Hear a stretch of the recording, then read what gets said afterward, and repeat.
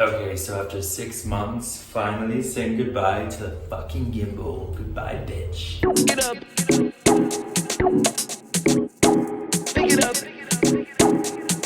We just got back from a kind of 5-month long-term trip. It ended up turning into 5 months.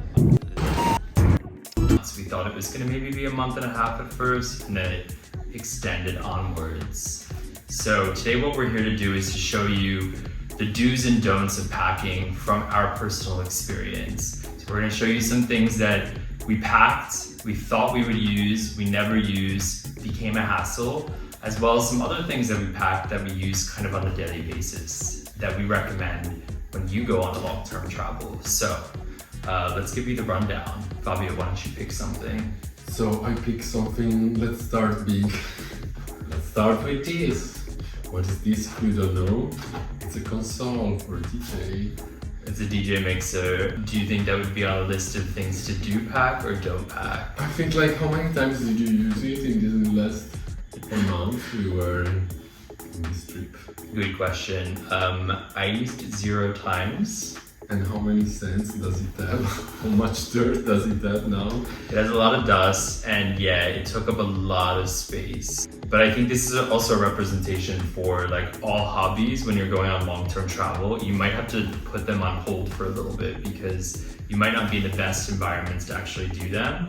So this DJ console was never used. So we put that in the don't pack list. It's your turn. Where do you pick? Okay, so I picked this. I don't know if you know what this is, but this is called a happy po. It twists off like this, but what does it actually do? Basically, it's for your butt, for your butt, for your butt. So rather than using toilet paper, you can fill this thing up with water and then wash your butthole out when you go to the bathroom. Yeah, it was very useful in some locations. Toilet paper, first of all, is a big waste. It hurts as well if you keep wiping, if you need to keep wiping. So this thing was actually like a godsend, and we were in the middle of Kazakhstan, in the middle of nowhere, and we were able to fill this thing up with water, and it's very discreet, so you can fit it into like a little bag like this. So this thing, you have to get it. We're gonna put a link, an affiliate link probably. So do bring this. Top on the list. I confirm. It's good for the world and good for your butt. Your butt. Oh yeah, sounds good. Okay, I pick up something too. Yeah, Fabio, your turn. From the must-have list, but I'm not that sure why is this there. If this is in the must-have list? No, this is not. This is a mistake. Yeah, it's a camera to take a photo underwater, but yeah, we didn't have a lot of chance to take photo underwater, and when we had the chance, we forgot it. Yeah, I think we probably have still about 25 photos left of this 27 shots, so. Yeah, I would say it's a must-have only like if you really go to see a coral reef. Otherwise, you don't need it in a pool. It's probably gonna develop like shit anyway, so don't bring that. I don't even know what that means. Can anyone guess what this is? Gaze, you'll know what this is. This is a harness. It's quite heavy as well. It's a very lofty harness. And probably added like 2 kgs to our check-in bag. Probably. And how many times did we use this one? We used it 0 because yeah, we used it. I think we used it for one the time. ride in Cape Town, but yeah, it was also not that necessary there. Not many people were wearing it, and so. It's an accessory, but you do not need to bring a harness on a long-term travel. Don't do it, it's stupid. Yes. And I can also add this just to stay in the team. What is What are these? We never use them. These like are a must, but only if you go like for, not for a long travel, but only if you go like to a circuit, gay festival, something like that. It's like really sexy underwear. But yeah, you won't get a chance to use this underwear if you're like in Kazakhstan, if you're in Bali, if you're in all the places we were, where we try to be discreet. We brought like a whole bag of these, which, including underwear as well, but that was like a bag about this big.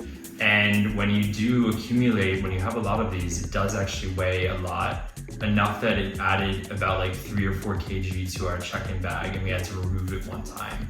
So we really only think you need to pack like maybe 1 swimsuit and a few maybe underwear. 2. Yeah. And also according to the destination you're planning to go, like really if you're not going, like I don't know. Even if you love your G-strings, get rid of them. You don't see that every day. So your turn, my turn. My turn. So this is a must bring. This is basically a first aid kit. It's a self-created first aid kit. We constructed it ourselves, and it includes a lot of things that we deem necessary when we're traveling. So the first thing is like a hemorrhoid. There's a hemorrhoid. Okay, we didn't need to use the hemorrhoid cream. But there will be sensors. There are things in here like eye drops. I even have some antibiotics, which probably isn't so necessary. Yeah, we really used a lot of it. Actually, some stuff like Lotrimin for jock itch. You could just put it in a Tupperware like this so it stays nice and safe, keeps it fresh. Sir, yes, sir! This goes also with this. No? What do you think about it? I'm more like, yeah, actually you say this one. I would have said this one, but I'm not that sure. Maybe not.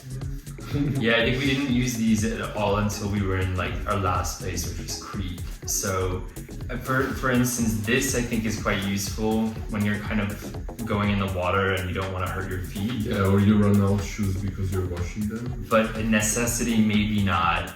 This definitely not a necessity in my opinion. Yeah, this I really used it like once.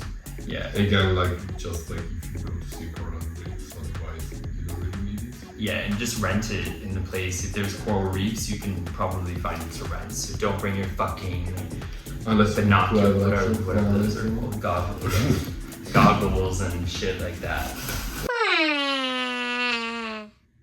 Next one up is in this bag.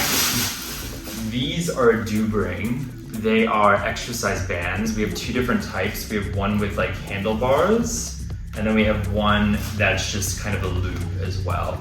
And these were absolutely awesome. I think we use these probably on average like at least once or twice a week, especially when we were in a place that didn't have a gym.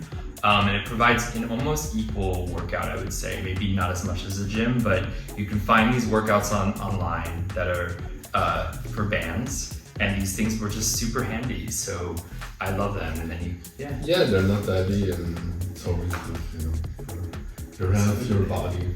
So these are a do bring. Ooh, there you go. There you go.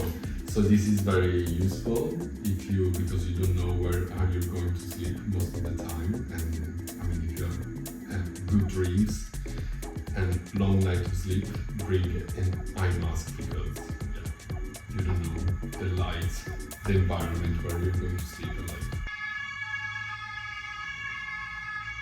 Continue.